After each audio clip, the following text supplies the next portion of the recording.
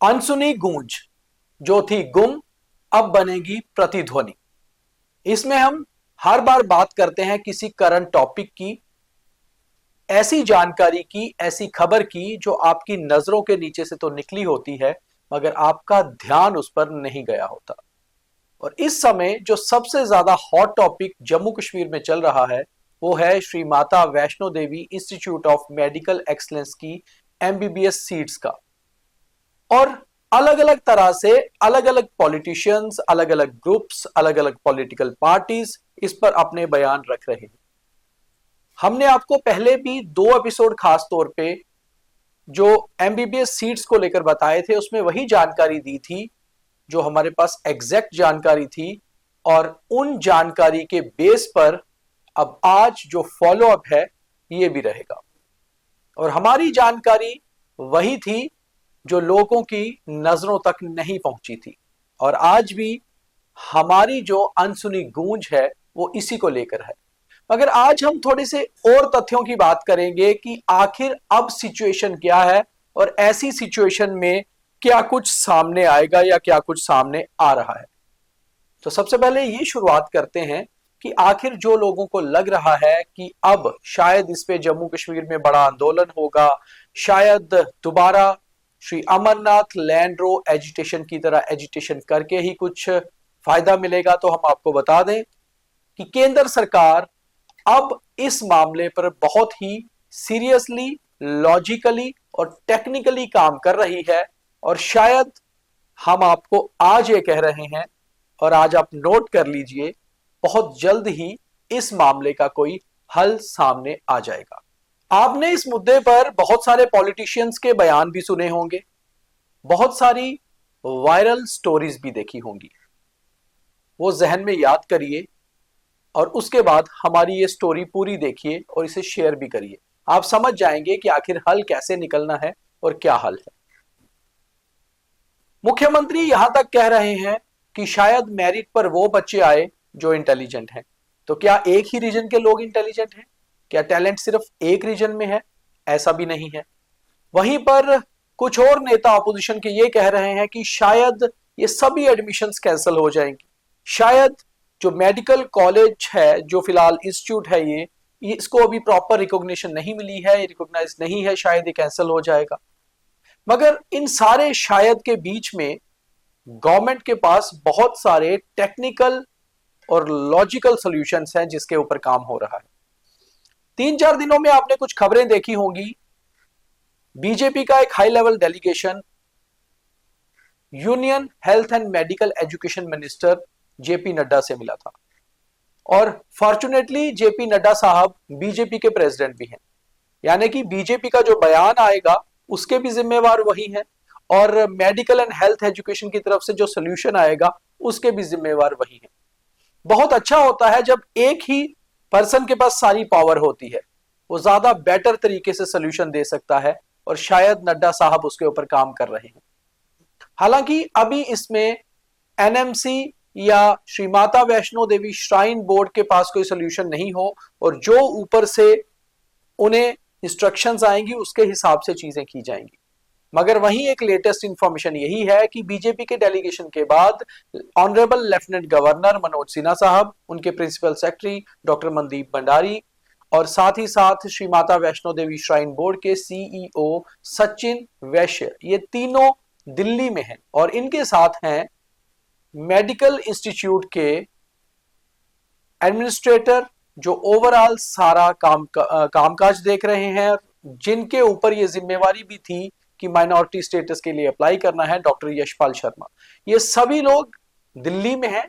इनकी आज बैठक नड्डा साहब से होगी और जब ये प्रोग्राम आप लोग देख रहे होंगे शायद तब तक बैठक हो चुकी होगी और उसके बाद फिर वहां से निकलेगा सोल्यूशन। तो सोल्यूशन क्या होगा, ये बहुत बड़ा सवाल है और ये बड़ा क्वेश्चन मार्क इसलिए भी है क्योंकि एक तरफ बात हो रही है कि इस कॉलेज की मान्यता ही शायद रद्द की जाए, नए सिरे से जो है इस कॉलेज को वापस जो है नई डॉक्यूमेंटेशन के साथ लाया जाए। एक ये सोल्यूशन है कि इस एकेडमिक सेशन को चलने दिया जाए और अगले एकेडमिक सेशन से फिर जो बदलाव करने हैं माइनॉरिटी स्टेटस या बाकी वो किए जाएं। मगर इन दोनों के बीच में एक बहुत सी थिन लाइन है, और वो थिन लाइन है संघर्ष समिति। यानी कि संघर्ष समिति का डिमांड जो है वो बेसिकली यही है कि कम से कम इसी सेशन से बदलाव किए जाएं, ताकि जो सवाल उठा है उस सवाल के ऊपर श्राइन बोर्ड या फिर मेडिकल इंस्टीट्यूट जो है वो अपना जवाब दे। अब बड़ी बात यह है कि हमारी बातचीत हालांकि डॉक्टर यशपाल से हुई है, और उन्होंने हमें जो बताया है, जो ऑफिशियली हम उनको कोट कर रहे हैं, वो यही है कि लगातार गवर्नमेंट काम कर रही है। जब हम गवर्नमेंट की बात करते हैं तो Jammu Kashmir government, lieutenant governor जो इसके मुखिया है उस हिसाब से, क्योंकि वो चेयरमैन भी है श्राइन बोर्ड के, वो लगातार टच में है यूनियन गवर्नमेंट के साथ और कुछ ना कुछ सोल्यूशन निकलेगा। डॉक्टर यश ने ये माना कि कहीं ना कहीं पहले जो डॉक्यूमेंटेशन में चीजें नहीं, उसको सुधारने के लिए आगे काम हो रहा है। मगर साथ ही साथ उन्होंने हमें यह भी बताया कि एकेडमिक सेशन बहुत ही स्मूथली शुरू हो गया है और चल भी रहा है।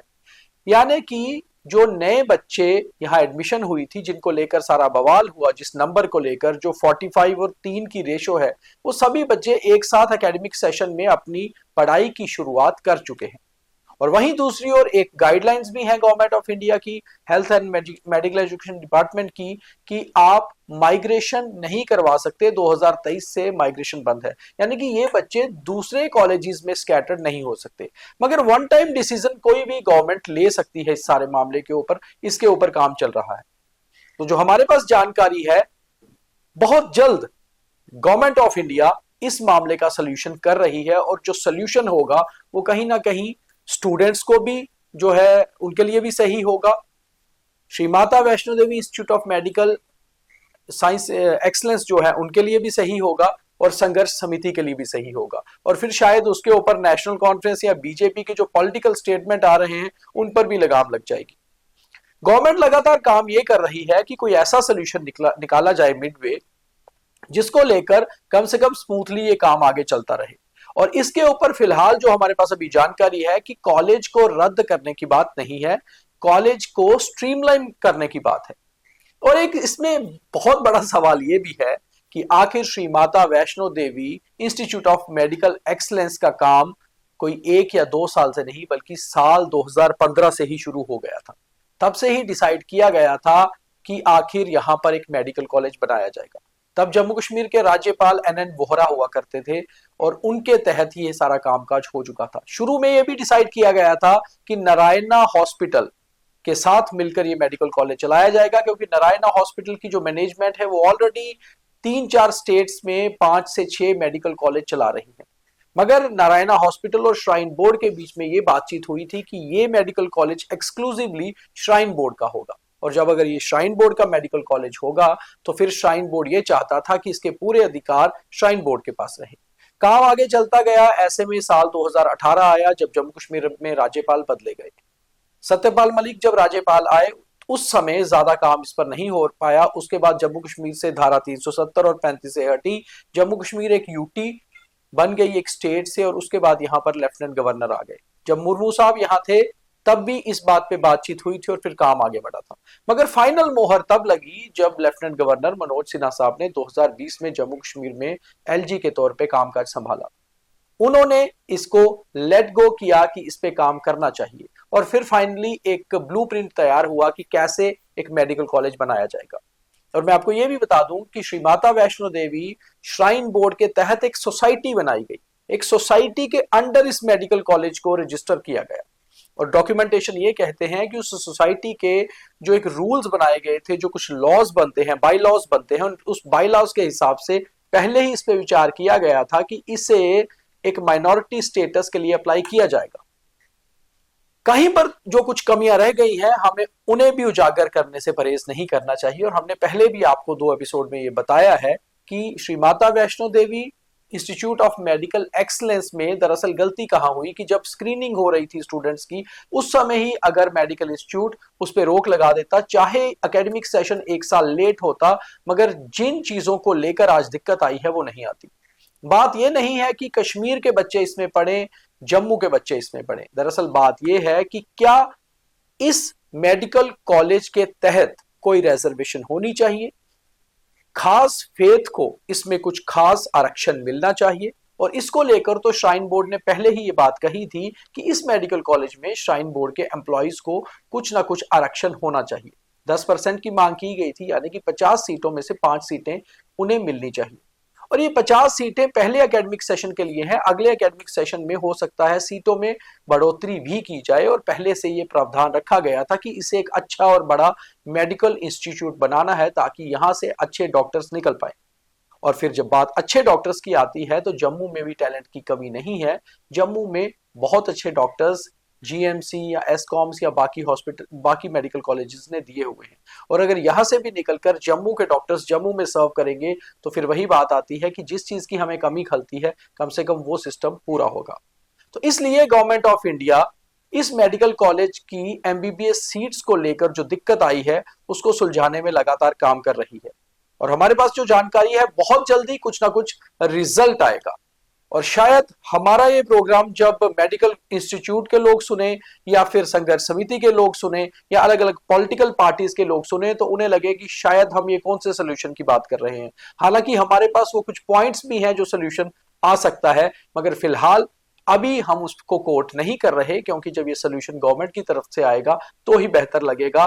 उस पर खामखा बवाल करना या उसे वायरल करना हमारा मकसद नहीं है। बात एक दूसरी और भी है। हम सिर्फ स्टूडेंट्स की बात कर रहे हैं कि आखिर वो 48 स्टूडेंट्स जो पहले सेशन के लिए आए हैं वो कहां जाएंगे। हमने ये सोचा ही नहीं अभी तक, ना ही किसी ने इस बात पर बात की कि आखिर जो स्टाफ 1 साल से काम कर रहा है क्या उनकी नौकरी भी खतरे में है। तो हम आपको एक बात बताएं कि कुल मिलाकर 150 के करीबन यहां पर स्टाफ है।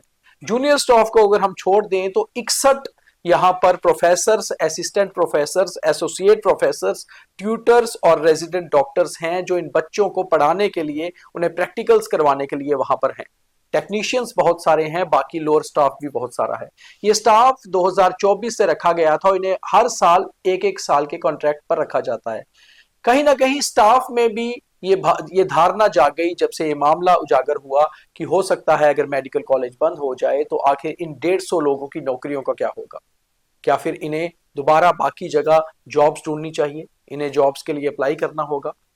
मगर फिलहाल हम आपको ये कह रहे हैं कि जो जानकारी हमारे पास है यूनियन गवर्नमेंट के ही कुछ सोर्सेज से, उनका कहना है कि बीजेपी का डेलीगेशन हो या फिर गवर्नमेंट ऑफिशियल डेलीगेशन जो लेफ्टिनेंट गवर्नर साहब की अध्यक्षता में जेपी नड्डा साहब से मिला है, उन दोनों को ही ये कहा गया है कि सोल्यूशन पर काम हो रहा है और केंद्र सरकार बहुत सीरियस है कि बहुत जल्द कोई सोल्यूशन आ जाएगा। तो आप देखेंगे कुछ दिनों में माता वैष्णो देवी श्राइन बोर्ड के तहत आने वाले माता Vaishno Devi institute of medical excellence की एमबीबीएस सीट्स पर जो बवाल है वो थम जाएगा और यूनियन गवर्नमेंट इस पे कुछ काम कर रही है। तो आप इंतजार करिए एक अच्छे सोल्यूशन का, ताकि सब कुछ सही हो और पीसफुल तरीके से बात आगे बढ़े और जो हक है, जिसका हक है, उसे वो मिले। बहुत धन्यवाद। जय हिंद।